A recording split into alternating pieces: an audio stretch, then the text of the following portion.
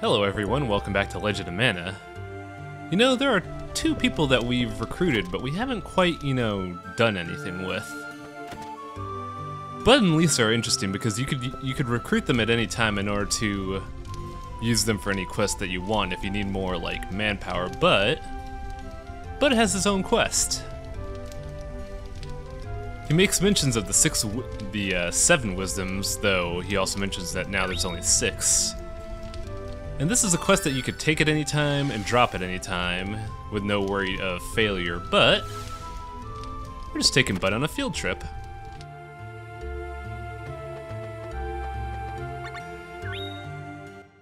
Given the content of this video, I'm not gonna be doing any fighting. There's gonna be a lot of jump cuts, but I figure it's a nice, reason to just, explore the world we've built so far. Maybe get some neat little snippets of wisdom from these wisdoms. Also, another thing to mention, I don't quite have all of the wisdoms available to me yet. I haven't placed all the artifacts we got on the map yet, so not only are some wisdoms missing, there's one in particular that's entirely random. So he's gonna be harder to get. The first wisdom we're gonna meet is Gaius.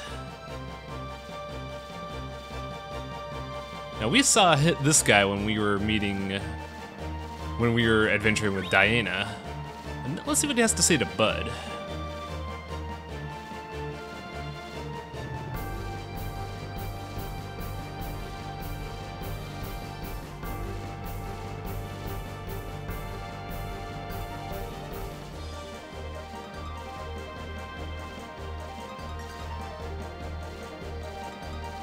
Now I personally think that Gaius' advice is a slight mistranslation. I don't think larger was a term they were looking for. I think they meant grander. But yeah, that's Gaius' wisdom. Even if you're not known in the annals of history, you could be much grander than anyone else. Even wisdom's made of mountains.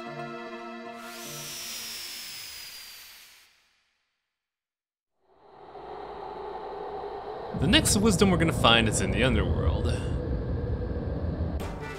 Also on the note of recruiting characters, you could recruit Lark at any time, but we got Bud with us, so he's just gonna have to hang out here. Now during Lark's story, we met with a wisdom, even though he didn't seem to act like the role, but yeah. Olbone is the next wisdom we got.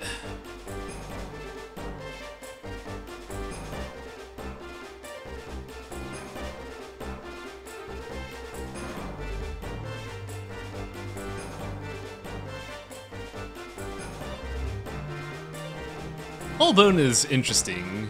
Given that he's the caretaker of the underworld, it's not surprising that he would give us advice on our mortality.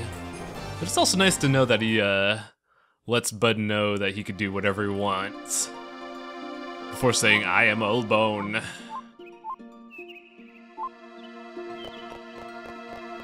Now, believe it or not, the third wisdom we're gonna see is the turtle we saw in the Gorgonai.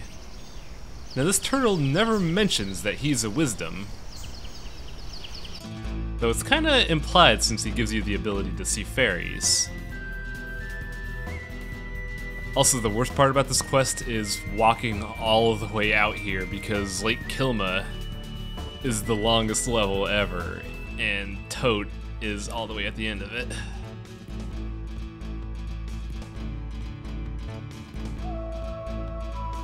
Tote's advice is interesting. He says you don't need, the advice of man to become a great person. You just need to listen to nature, listen to the trees and the air, and you should be fine, which kinda makes sense since magic in this game is based around nature.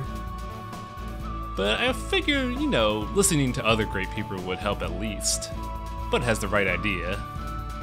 Also, I'm sitting here in this menu realizing, dear God, I have to walk all the way back. And those are the wisdoms for this episode, but Gaius mentioned an interesting thing. He mentioned something about a tree in our house. However, we don't have any trees to begin with. This relates to the orchard I showed off in the last video, but now it actually has some relevance to it.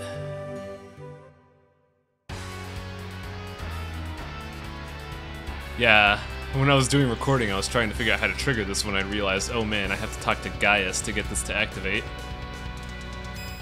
This isn't a hard fight, they're babies. Enemy difficulty is based on how far you are from the house, and since we are on the house, these enemies are nothing. Also, you guys saw me doing that sick backflip. I don't think I ever showed it in the video, but at one point I gained backflip, and if you attack during backflip, you do kind of like a kickflip. It's an okay attack, but nothing to write home about. Now this is the tree that Gaius was talking about.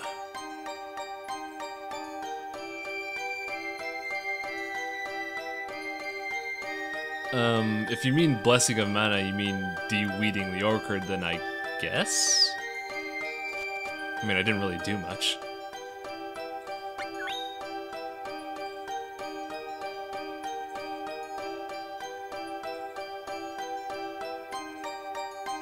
Yeah, this dude's mentioning the concepts of mana and magic are heavily rooted in nature. But he is also your gardening mechanic. Basically, the idea for the mana orchard is you feed this dude 2 seeds and he'll give you a bunch of plants. Plants are kind of interesting because you could use plants to take care of your monsters, you could sell them to make money, you could smith them in your weapons for effects. You're gonna be using the mana orchards for a lot of things, so it's something you're not gonna ignore. Now, in order to continue this quest, you have to feed the tree 2 seeds and then just run around and let those seeds grow. So I just kind of walked around with Bud, did a little fighting, got some more skills, and we got some neat little plants. I'll try to show off some of these plants another time, but for now we got a mushroom in a box. We also have a apricot. That's a cat apricot. And that is the mana orchards. Neat little quest, nothing big.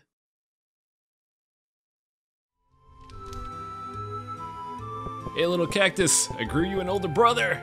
How's that sound for awesome?